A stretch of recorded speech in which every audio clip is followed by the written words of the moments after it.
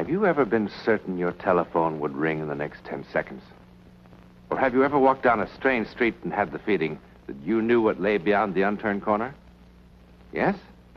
Then you've had a brief encounter with the world of the unknown. You are ready for the actual human experience that follows.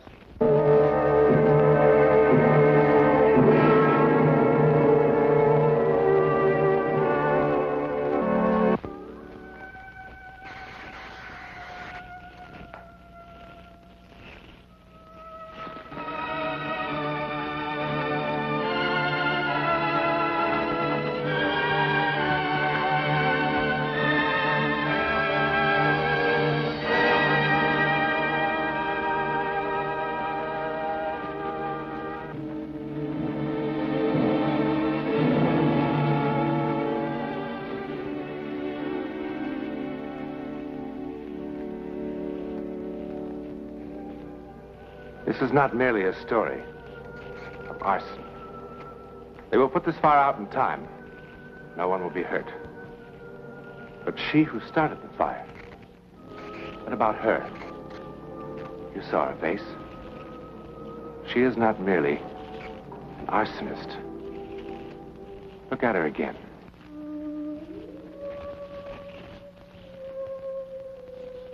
$11 exactly the same time as before, but many miles away.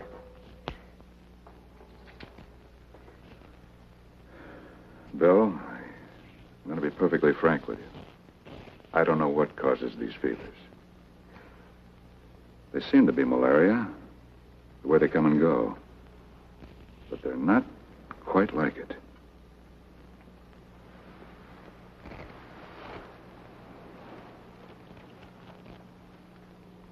She'll be fine in the morning.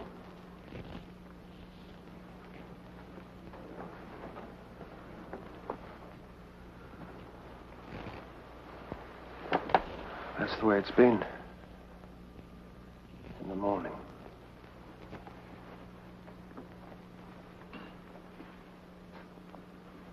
She's already past the crisis. When did the fever come on? Around 10. Inside of 15 minutes, it shot up to 103. It's the fourth time this year.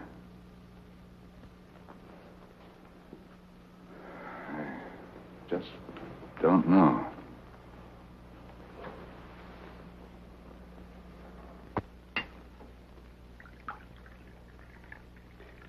Oh, dear. Another fire. At Leeburg this time. Fortunately, all the kids got out. Building was pretty well destroyed, though. Why, that's the fourth one this year, and they all seem to happen in the same sort of place. The last one was at a girls' school, you remember? I'd be willing to bet the same firebug's responsible for all of them. Well, now, how could that be? The girls' school, well, it was just on the border of Canada, and Leeburg is, well, it's only 2 hours from New York City. Yeah, hide it someplace. It always upsets her to read about these fires.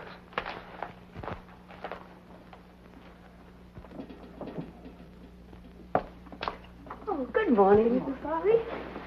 Good morning, darling. Good morning. You know, I don't know why it took me so long to get dressed.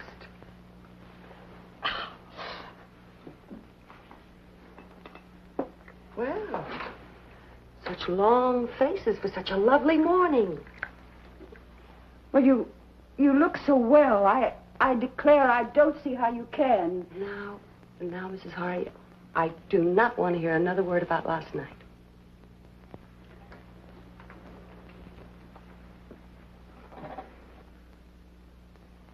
Bill. Esther. Look, What's the matter? Well, you were awfully sick last night, and... Please don't let's talk about it today. Please. All right. I love you.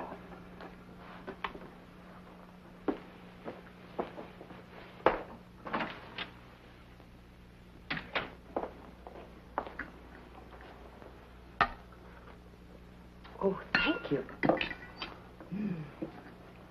Where's the morning paper? It didn't come this morning. It always comes. What's the matter?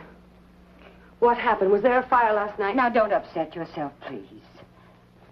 What did you do with it if you burned it? No, all right. Don't you tell him I told you. And please don't let it bother you. It's no concern of yours.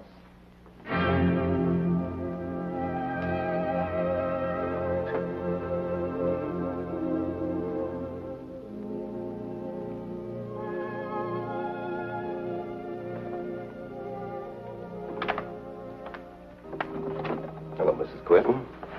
Hello, Chief Wilson. It's very good of you to be so prompt. You said you had to see me. Yes. Won't you come in, please? Thank you.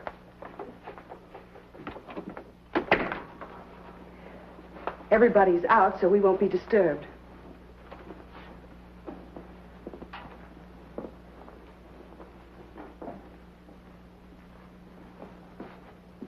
Would you sit down? Thank you very much.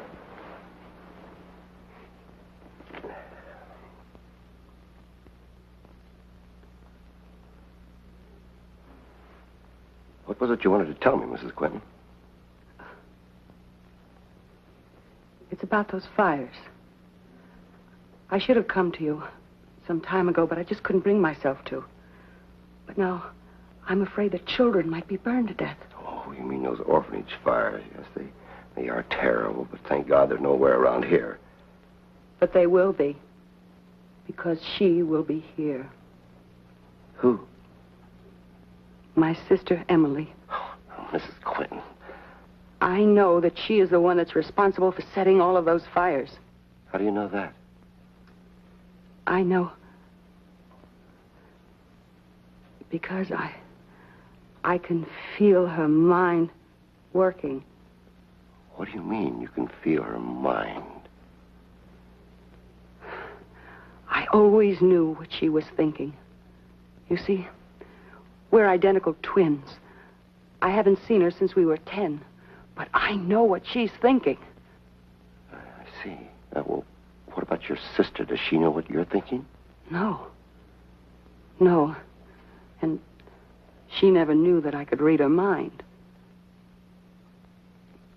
She had such terrible, horrible thoughts. Mrs. Quinton, I'm not sure I know what you're talking about.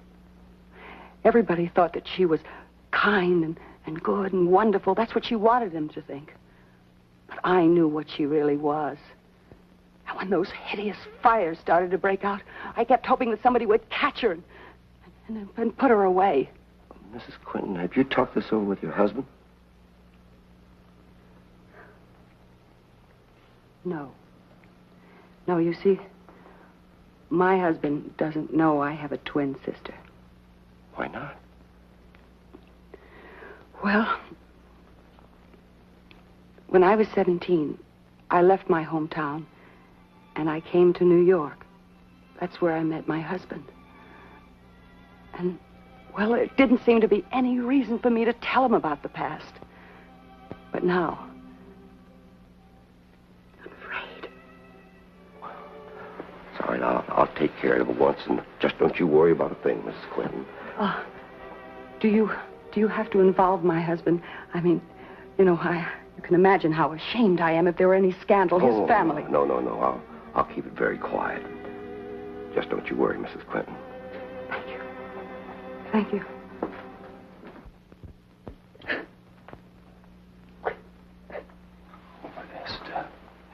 Esther, please. I knew he'd go straight to you. I should have known he'd do it. But I can't help it if he doesn't believe me. Bill, you've got to do something. You've got to do something to stop her. You must, before it's too late, you must do something. I'm sorry. I am sorry. I should have told you a long time ago. I know it. I am sorry. But Esther, we don't even know where Emily is. But she was in Leeburg last night. That's where the fire was, wasn't it? Mrs. Quinton, please, listen for a moment. If it's true that you know what your sister is thinking. If it is true, I swear to you that it is true. And working on the theory that you have a sister named Emily. You don't believe that? Well, it's hard to believe. You've never mentioned her before.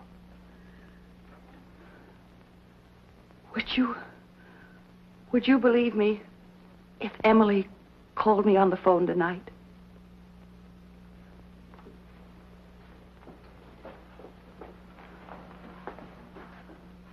I can will her to call me. What? I can will her to call me.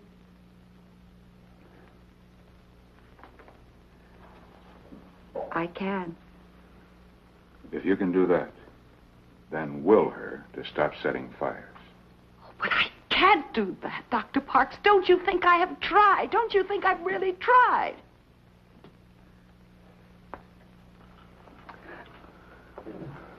Bill, you don't believe a word I've said, do you?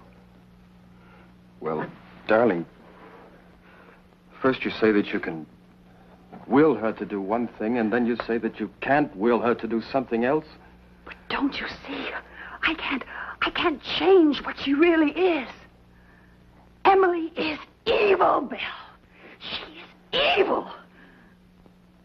Oh, you think that I'm all imagining this, don't you? Don't you think that? No, you're worn out from the fevers. Sometimes people get strange fancies when they're ill, isn't that right? I'm not insane, Bill. Don't you understand? I'm not insane. No, I am not ill, we're and not I'm not saying insane. that, Esther. We're not saying it. Emily will call here at 10 o'clock tonight. And when she does, I want you to answer the phone, Bill. And I want you to be here, Dr. Parks and Chief Wilson. And then perhaps you'll believe me.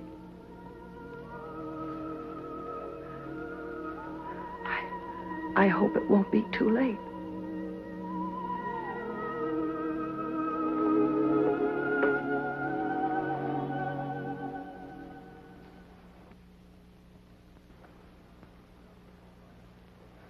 Well, if it's all right, I'll be going along then. Oh, certainly, Chief. Again, my apologies for wasting your time this way.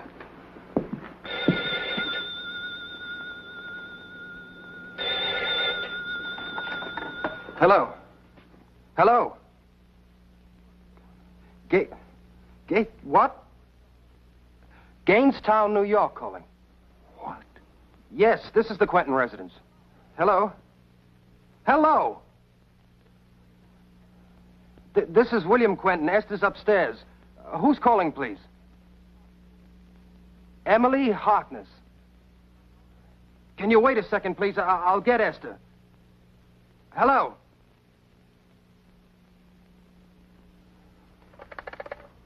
Central. Central, we were cut off. Oh, thank you. She hung up. What did Emily say? She said, "This is Emily Harkness. Is Esther there?"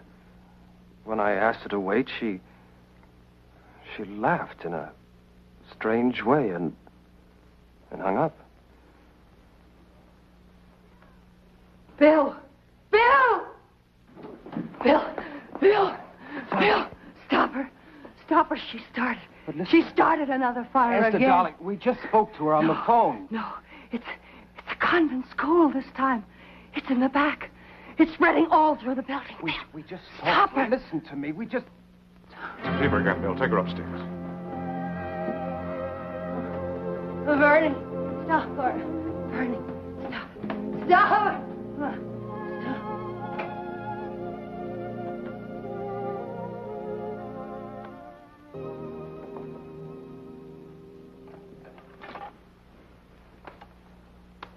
Hello, Central. Chief Wilson. I'd like to make a long-distance call. Gainestown, New York. The police station, please hurry. Hello? Hello? This is Chief Wilson, calling from Cedar Falls. Do you have a convent or parochial school in Gainestown? St. Anne's? Thank you for your information. I'll explain later. Hello, Central. Please connect me with St. Anne's School, Gainestown, New York.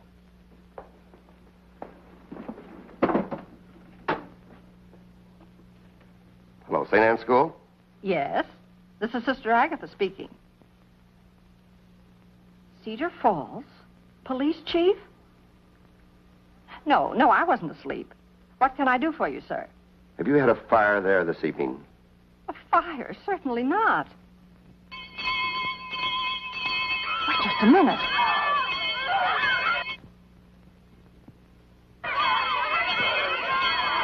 I can't talk now.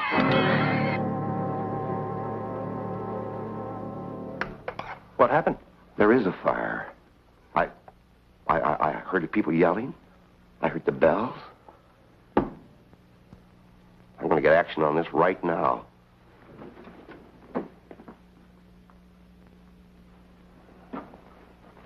There's no sense bothering with Gainestown. She moves too fast for that.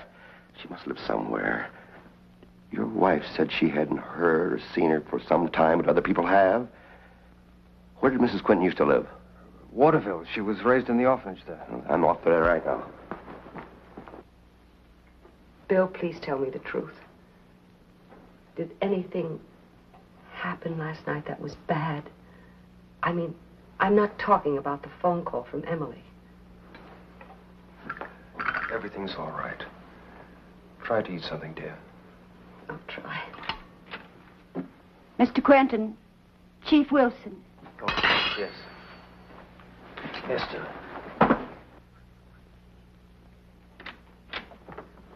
What happened? Tell me. Did you find her? Did you find her? Darling, this is a business matter. Let me No. handle it. Mrs. Quinton should hear this, too. I just got back from Waterville. Had a long talk with the superintendent of the orphanage there. Go on. Mrs. Quinton did have a twin sister, Emily, all right. They shared a room together when they were kids. When they were 10 years old, there was a fire in that room. Emily died in that fire. She didn't. I tell you, she didn't. She didn't die. She didn't. I'm telling you that she didn't. No, she didn't. No. Bill, listen. Now, you talked with Emily on the phone. And Dr. Parks, you heard him. And so did Chief Wilson. Now, you can't deny that, either of you. Can you? You can't. You just can't deny that you heard them. And wouldn't I have known if my very own sister were burned to death in a fire? Esther, darling, for heaven's sake. I remember that fire. The curtains, they were ablaze. And they caught fire to a dress. And she was burned, but she didn't die. I tell you that she didn't die. Mrs. I Quinton, tell you, you must she didn't control die. yourself. She's getting strong. She's getting stronger. Please, you've got to stop her. Stop her, please, Bill. And will her to come here. Oh, Bill, do you believe me? Yes, darling, yes. You do. You believe Will her to come here. Yes. Bill, what are you doing? You're losing your mind? She did call, Doctor. Somebody called. Somebody called at 10 o'clock, just as Esther said. And that somebody said she was Emily Harkness.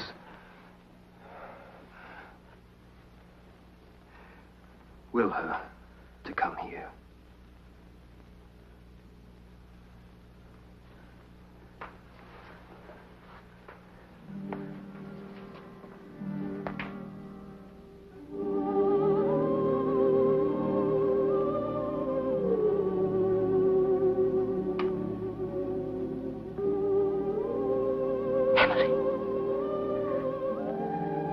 Emily, take the train tonight. Emily. The train. I'm sorry I kept you waiting. How's Mrs. Quinton? She'll be all right. Once we find Emily and put her away. But I told you that I don't Emily... care what you told me. Emily Harkness did call here last night, and there was a fire in Gainestown. The superintendent in Waterville must have made a mistake in the records. It wasn't a matter of just checking the records. The man was there at the time. He remembers the girls well. He remembers what happened. So does my wife. She said that her sister did not die in the fire, and I believe her. I didn't just check with the superintendent. I checked with 3 other people who were there at the time. They said that Emily was a sweet, lovable girl, and that her sister, your wife, was insanely jealous of her. They didn't say that Mrs. Quinton started the fire. It may have been an accident. May have been an accident. What are you trying to say? All I'm trying to say is, after it happened, Esther went into a high fever. She was out of her head for quite some time. After she got over it, she never mentioned her sister again. The folks at the orphanage thought it was better that way. I prefer to believe what I heard last night with my own ears. Good night, Chief.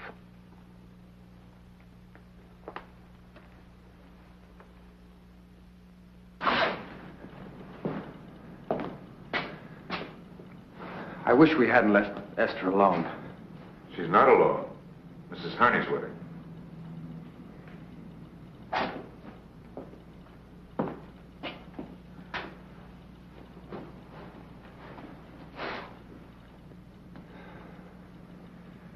It's warm in here.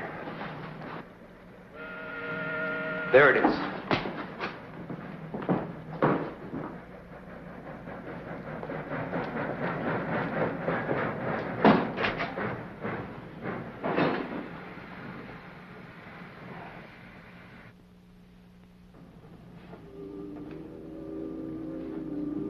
Go.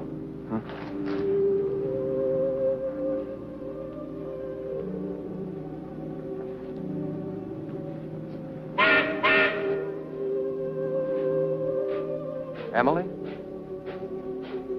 Emily?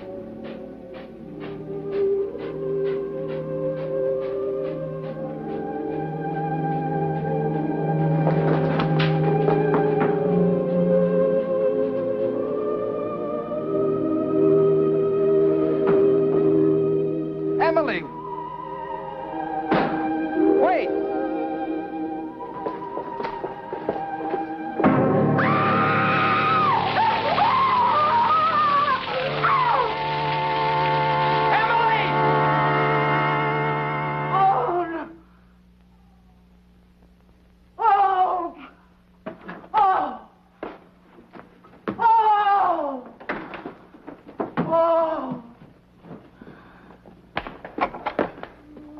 Esther? Esther? Esther? Oh! She's burned. She's burned.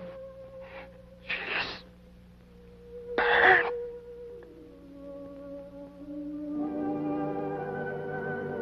The phenomenon of bilocation, the power which enables a person to be in 2 places at once, has been reported many times. In a sense, the one entity becomes 2. The second is sometimes called the etheric double. In this instance, Esther Quinton may have been subconsciously aware of the truth, that the evil Emily was actually her other self, and so deliberately consigned both entities to the flames.